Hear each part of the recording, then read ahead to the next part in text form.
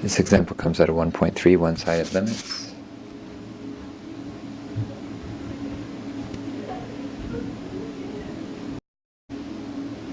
If nothing else, this example gives us a good chance to practice one more time drawing one of these piecewise functions. So we have ourselves, when x is equal to 0, the value of the function is 0. So that's a nice easy point right there. Anywhere to the left of that, we've got the function x squared minus 3. So 1, 2, 3. I'll have an open dot here and a parabola facing upwards, the left branch of it. To the right of 0, I have x squared plus 2, and again a parabola facing upwards. So kind of a very strange looking graph. Once you have it drawn, you definitely would probably tell me that it's not continuous at x equals 0. The most, I guess, thorough way of explaining this, say the limit as x approaches 0 from the left of this function, is it's approaching negative 3 as I go on this parabola from the left side. As I approach 0 from the right, the value of this function is approaching positive 2, which tells me that the two-sided limit of f of x does not exist. You can't say that negative 3 and negative 2 are approaching the same number, even though the function here, f of 0, actually equals 0. So we actually have, 4 separate disagreeing answers here, that from the left we approach negative 3, from the right we approach positive 2.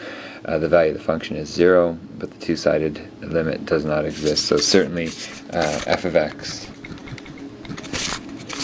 is not continuous at x equals 0.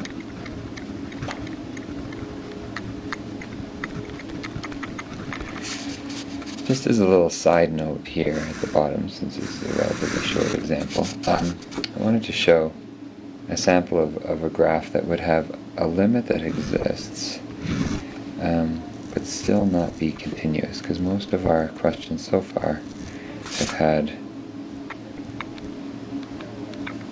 something else going on. So let's say we had this as our function, some very strange looking function, f of x, and we decided to find the limit. The limit as x approaches 3 from the left of this function. As I approach from the left, it appears that this function is approaching 2. As I approach from the right, this function is approaching positive 2. So which tells me that the two-sided limit as x approaches 3, does exist and is equal to 2. So whether I approach from left or right, I'm pointing to the same number, which is a 2. But in this instance, the value of f of 3 is actually 1, 2, 3, 4. It looks like it's 4. And since these two are not equal, we'd say it's not continuous